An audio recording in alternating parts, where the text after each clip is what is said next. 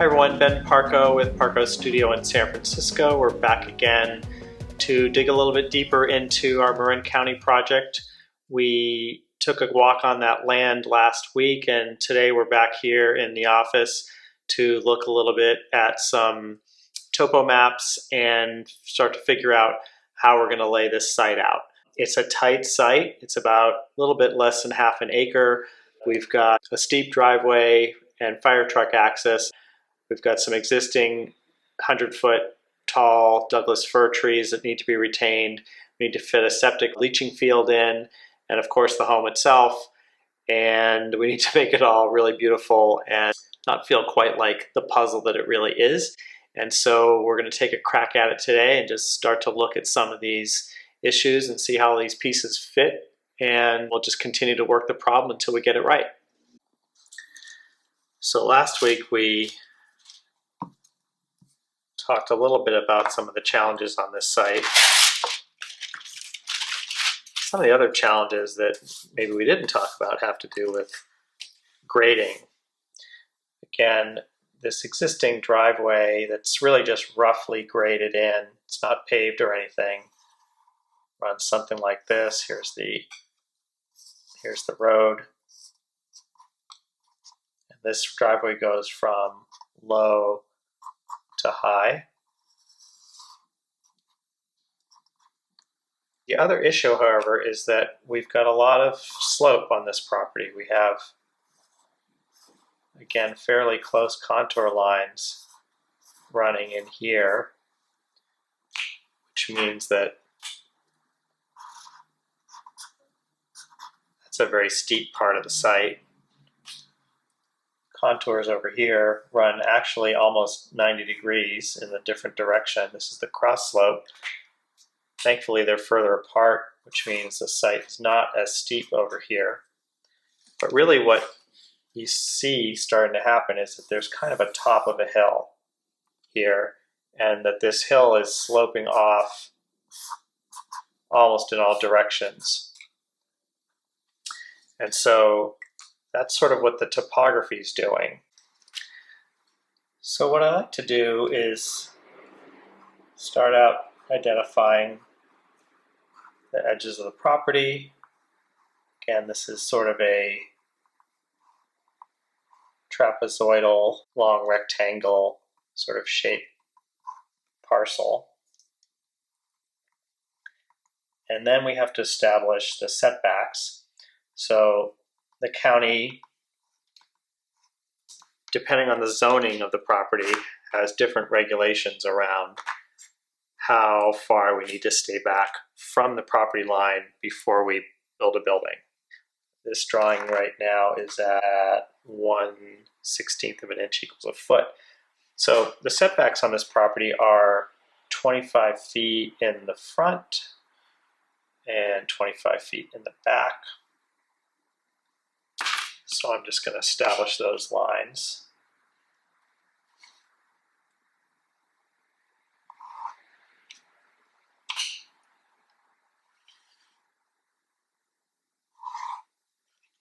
And then, believe it or not, they're only 6 feet on the sides, which is pretty slim. I'm going to assume that we have, I'm going to put a couple marks here, one at 10 feet and one at 15 feet. This side I'm not so worried about, but I'll put one at 10 feet over here. And that's because this uphill side of the site, again where this hill is, I suspect we're going to have to do some series of retaining walls in order to manage this bump.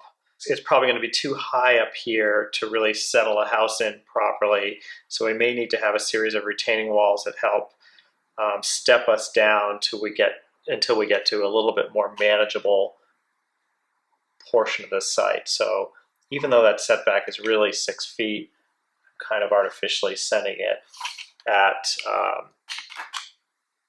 2 lines at 10 and 15 just to give myself a little room to work. I just go in and highlight. This gives me a sense of where I can put the house inside of this box. Now, other elements of course, can be outside of this area, such as the driveway, the septic leaching field, but built structure technically has to sit within a little bit broader version of this box, because again, I can go all the way to 6 feet within these property lines, but I think I don't want to quite go that close. So I've set these back. I'm going to call this 10 feet. I'm going to call this 15 feet. This over here is also 10 feet, 25 feet in the front, 25 feet in the back. Now, you can see through here, there's a lot underneath this drawing. I've done in CAD some initial layouts to see what's possible. The red line here underneath indicates the home that the previous owners were planning to put here. We're hoping to do something a lot more attuned to the site. I think that's our most important concern here, is that we really do something that makes sense on this particular piece of land. Now, what does that mean? Well, I'm going to add another layer, and we'll talk about some of the other factors here.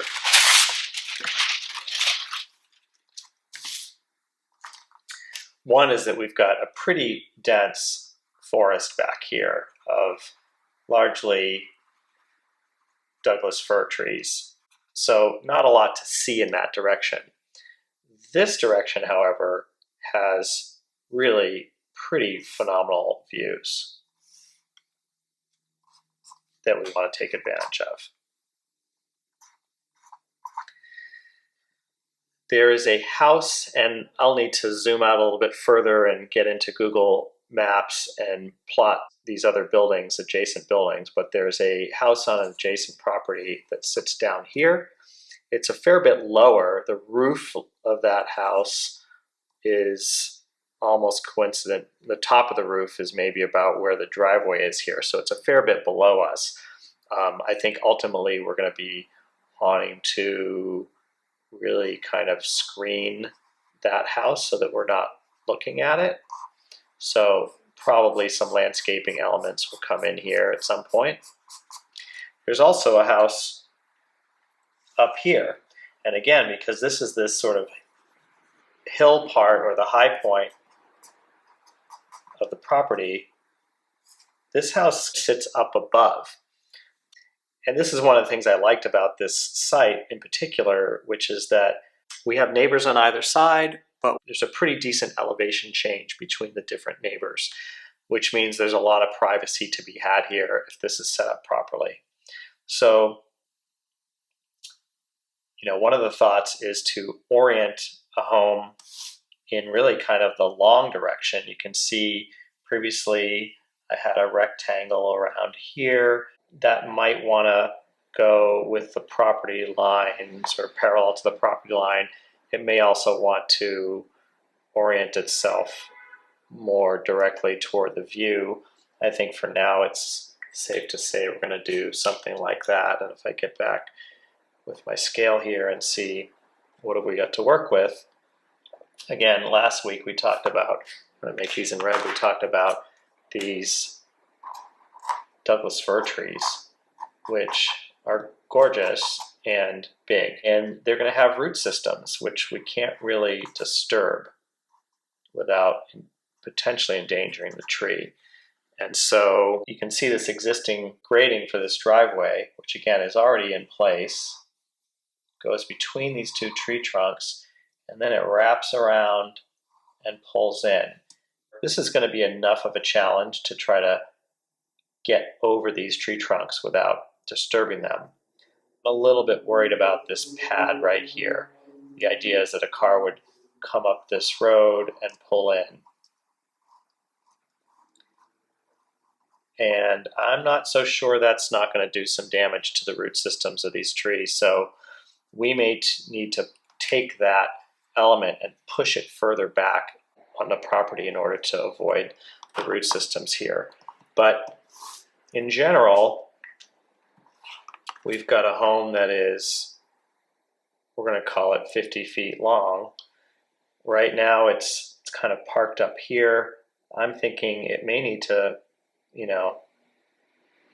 find its way a little further back on the property. Maybe it needs to sit more like this.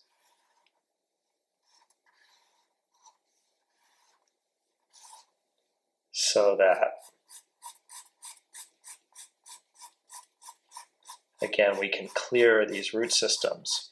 One of the ideas is that if we were to have a simple long home here with really fantastic views out the end, that this home might almost be sort of half of an A-frame, meaning that the roof line may almost put its back to this neighbor so that there's really no kind of privacy concerns there, but that we might open up this side of the building with a lot of glass, and of course open up the ends with a lot of glass. This side gets a decent amount of westerly light, and so not so much that I think we're too worried about a lot of heat gain, but enough to really light up the home. So one of the ideas is to really tilt a roof toward this uphill neighbor so that everyone has privacy, open up some views to the front and the back, and again, steer clear of these trees. Here's another one here, and there's another one here.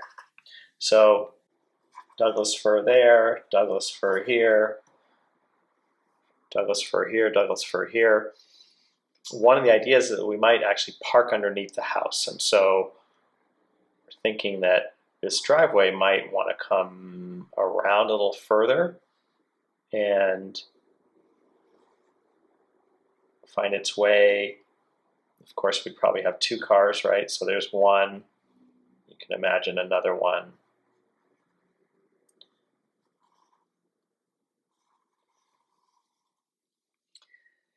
And so we may end up pulling underneath the house because, again, we have so much elevation change to deal with that we might set the level of the house, let the cars pull in underneath. Maybe there's we've kind of considered a deck that might hover over part of that driveway apron so that you really don't even see the cars. And again, nestle ourselves between these two lines of trees, taking advantage of sunlight from the west and these views out to the north and views to the forest to the south, and then kind of turn our back to this neighbor, screen out this neighbor. So that's where we're at right now. This gives us a little bit of an idea about how all this might work out as far as the driveway and the trees and the road. And again, I think we're going to be into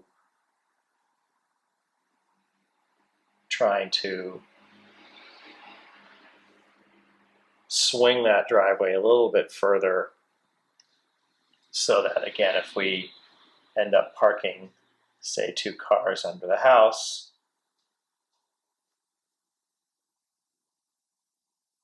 that this could work out. There's potential here to get this driveway up here without disturbing these trees, and just kind of nestling the house right in between everything. Again, really taking advantage of what are pretty spectacular views here to the north and what is a lot of really nice solar exposure from the west, and to the forest back here, which will be darker, but there's probably some opportunity to create some really nice almost forest-like garden in the back here. I think, again, we're going to want to try to mask what's happening here with the driveway, so that when you're in the home, you're not looking down onto the driveway, but maybe there's a situation where, again, some large deck element hovers out over the top, so that you're not really even aware of any of that.